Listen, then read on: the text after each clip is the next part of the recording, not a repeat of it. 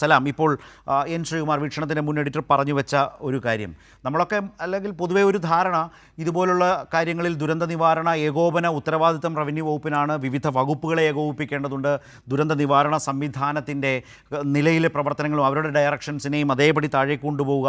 അപ്പോൾ സജ്ജമായിരിക്കണം റവന്യൂ വകുപ്പ്. അതിൽ റവന്യൂ വകുപ്പ് പ്രിൻസിപ്പൽ സെക്രട്ടറി എന്ന് പറയുന്നത് വളരെ സുപ്രധാനമായ ഒരു പദവിയാണ്, ഉത്തരവാദിത്തമാണ്. അവിടേക്ക് ഒരാളില്ല എന്നുള്ള അമ്പരപ്പോടെയാണ് യഥാർത്ഥത്തിൽ ഞങ്ങളൊക്കെ കേട്ടത്. പക്ഷേ അതൊരു പ്രശ്നമല്ല എന്ന മട്ടിൽ രാഷ്ട്രീയ നേതൃത്വമുണ്ടല്ലോ എന്നാണ് അദ്ദേഹം പറഞ്ഞത്. അതുമാത്രവുമല്ല, ദുരന്ത നിവാരണ വകുപ്പിൽ തന്നെ സ്പെഷ്യൽ സെക്രട്ടറിയെ നിയമിച്ചത് ഓഗസ്റ്റ് 4-നാണ്.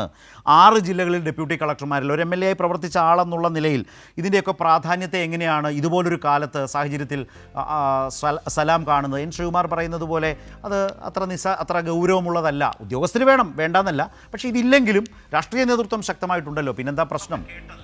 സലാം. ശ്രീകുമാർ സാർ ഏത് ചർച്ച വന്നാലും സ്വാഭാവികമായിട്ടും അദ്ദേഹം UDF ന്യായീകരിക്കാൻ വേണ്ടി മാത്രമായി പറയുന്ന പോലെ തോന്നുള്ളൂ. നമുക്കെല്ലാം രാഷ്ട്രീയമുണ്ട് സാർ. ഇപ്പോൾ എനിക്ക് രാഷ്ട്രീയമുണ്ട്, താങ്കൾക്ക് രാഷ്ട്രീയമുണ്ട്.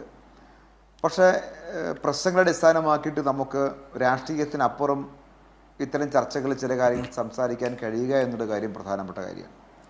താങ്കൾ പറഞ്ഞ പോലെ രാഷ്ട്രീയമായ ഇത്തരം കാര്യങ്ങൾ വിവാദത്തിലേക്ക് കൊണ്ടുപോകേണ്ട കാര്യമില്ല, കൊണ്ടുപോകാൻ പാടില്ല. ആ കാര്യത്തിൽ ഞാൻ പൂർണ്ണമായിട്ട് യോജിപ്പാണ്. പക്ഷേ ഇതുപോലെയുള്ള ഗൗരവതരമായ പ്രശ്നങ്ങൾ വരുമ്പോൾ നമ്മൾ തരണം ചെയ്യുന്നത് എങ്ങനെയാണ്? LDF കേരളം ഭരിച്ചാലും UDF കേരളം ഭരിച്ചാലും നമ്മൾ അതിനെ തരണം ചെയ്യുന്നത് ഒരു സിസ്റ്റത്തെ മെച്ചപ്പെടുത്തിക്കൊണ്ടാണ്. ആ സിസ്റ്റത്തെ മെച്ചപ്പെടുത്താൻ കഴിയുന്ന ഒരു സമീപനം സർക്കാരിൻ്റെ ഭാഗത്തുണ്ടോ? താങ്കൾ UDF-നെ പിന്തുണയ്ക്കുന്ന ഒരു നിരീക്ഷകൻ എന്ന കാര്യം ഒന്ന് മാറ്റി വെച്ചിട്ട് സാർ ആലോചിച്ച് നോക്കിയാൽ മതി.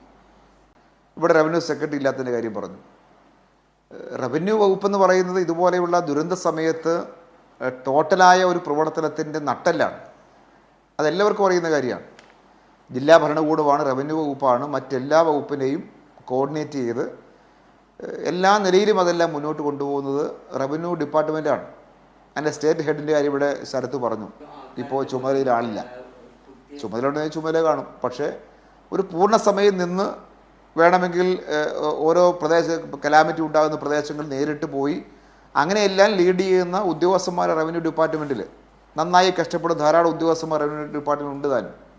ഡെപ്യൂട്ടി കളക്ടേഴ്സ്, തഹസിൽദാർമാർ, വില്ലേജ് ഓഫീസേഴ്സ്, ഈ പറയുന്ന തസ്തികയിലെല്ലാം ഇരിക്കുന്ന ആളുകൾ പരിപൂർണമായും രാപകൽ അധ്വാനിച്ചുകൊണ്ടാണ് നമ്മുടെ മുന്നിൽ കഴിഞ്ഞ 10 വർഷക്കാലം ഏതെല്ലാം കാലത്ത് എന്തെല്ലാം ഉണ്ടായ സമയത്തും ഇതെല്ലാം നന്നായി കൈകാര്യം ചെയ്ത് പോയത് അത്തരമൊരു സിസ്റ്റം ഡെവലപ്പ് ചെയ്ത് കൊണ്ടുപോകുന്നതിൻ്റെ ഭാഗമായിട്ടാണ്.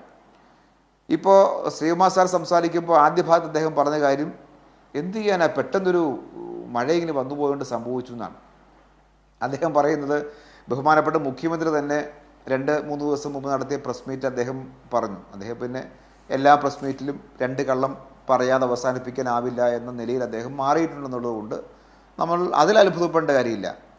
അപ്പോൾ അദ്ദേഹം പറയുന്നൊരു കള്ളത്തരത്തിന് ഒന്ന് ബാക്കിങ് ചെയ്യാൻ വേണ്ടിയുള്ള ഒരു രീതിയാണ് അദ്ദേഹം പറഞ്ഞാൽ എനിക്ക് തോന്നുന്നത്. ഒന്ന് എന്ത് ചെയ്യാനാ, ഒരു മുൻകരുതൽ പോലും എടുക്കാതെ നമുക്കിങ്ങനെ രാത്രി അതിതീവ്രമായി വന്നു പെയ്ത് വീണു പോയപ്പോൾ എന്ത് ചെയ്യാനാണ് എന്നാണ് അന്ന് മുഖ്യമന്ത്രി ചോദിച്ച ചോദ്യമാണ്. പച്ചക്കള്ളമാണ് ചോദിച്ചതെന്നുള്ള കാര്യം നിങ്ങൾ മീഡിയ നല്ലതുപോലെ പൊളിച്ചടുക്കുകയും ചെയ്തു. അതിൽ കൈരളി പ്രധാനപ്പെട്ട റോൾ വഹിക്കുകയും ചെയ്തിട്ടുണ്ട്.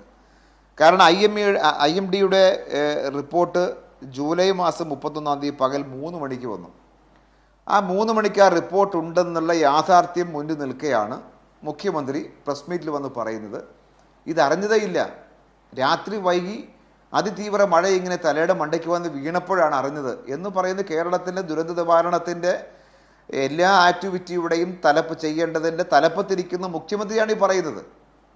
അതിൻ്റെ ഏറ്റവും ടോപ്പ് അതോറിറ്റിയാണ് മുഖ്യമന്ത്രി. അദ്ദേഹം പറയുകയാണ് നമുക്ക് കിട്ടുമല്ലോ ശരത്തെ, ഇന്നത്തെ കാലാവസ്ഥ മുന്നറിയിപ്പ് എനിക്ക് ഫോണിൽ കിട്ടുന്നുണ്ട്, MLA-മാർക്കെല്ലാം കൃത്യമായിട്ട് കിട്ടും. കേരളത്തിൽ മുഖ്യമന്ത്രി പറയുന്ന അറിഞ്ഞില്ലെന്നല്ലേ? പകൽ 3 മണിക്ക് അറിഞ്ഞാൽ രാത്രി തീവ്രമഴ പെയ്ത് വീഴുന്നത് വരെ അതിനിടയിലുള്ള സമയത്ത് ഒരു മുന്നറിയിപ്പ് കൊടുത്ത് അതിനാവശ്യമായ ഒരു മുൻകരുതൽ എടുക്കാൻ കഴിയുന്ന രീതിയിലേക്ക് എന്ത് നിലപാട് ഗവൺമെൻറ് സ്വീകരിച്ചു?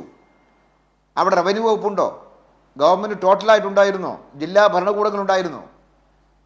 ആരും ഉണ്ടായിരുന്നില്ല. ഒന്നും ചെയ്തില്ലെങ്കിലും ദാ മഴ പെയ്യാൻ പോവാണ് എന്നൊരു കാര്യം നാട്ടിൽ ജനങ്ങളെ അറിയിക്കാൻ ഒരു മൈക്ക് വെച്ച് കെട്ടി അനൗൺസ്മെന്റ് നടത്തിയോ ഈ ഗവൺമെന്റ് സിസ്റ്റം? നടത്തിയില്ലല്ലോ. എന്നിട്ട് സാർ എന്തിനാണ് ഇങ്ങനെ മുഖ്യമന്ത്രി പറഞ്ഞൊരു കള്ളത്തരത്തെ ന്യായീകരിക്കാൻ സാർ എന്തിനു വന്ന് ഇങ്ങനെ വന്ന് സാറ് കൂടി ഒരു മോശക്കാരനായിട്ട് മാറേണ്ട കാര്യമുണ്ടോ? അങ്ങനെ ഒരു സാഹചര്യത്തെ കുറിച്ച് പറഞ്ഞിട്ട് അതൊരു കുറവ് പറ്റിയാൽ അത് കുറവ് പറ്റിയെന്ന് അഡ്മിറ്റ് ചെയ്യുക. അതിന്റെ ബാക്കിയുള്ള കാര്യത്തിലേക്ക് ആ കുറവ് സംഭവിക്കാതിരിക്കാൻ ആവശ്യമായ നിലപാട് സ്വീകരിക്കുക. ഇതെല്ലാം ഉണ്ടാവേണ്ട ഒരു ഗവൺമെന്റ് ഭാഗമായി ഉണ്ടാവേണ്ട കാര്യം വസ്തുതാപരമായി. അതുണ്ടാവുന്നില്ല. ഇത്തരം കാര്യത്തിൽ പോലും കള്ളത്തരങ്ങൾ പറഞ്ഞ് നാട്ടുകാരുടെ മുമ്പിൽ മേനി നിളിച്ച് നിൽക്കാൻ പറ്റുമോ എന്നുള്ള നോട്ടം മാത്രമാണ് മുഖ്യമന്ത്രിയും ഗവൺമെന്റും ഇപ്പോൾ ചെയ്തുകൊണ്ടിരിക്കുന്നുള്ളതാണ് കേരളത്തിൽ കാണുന്ന കാഴ്ച.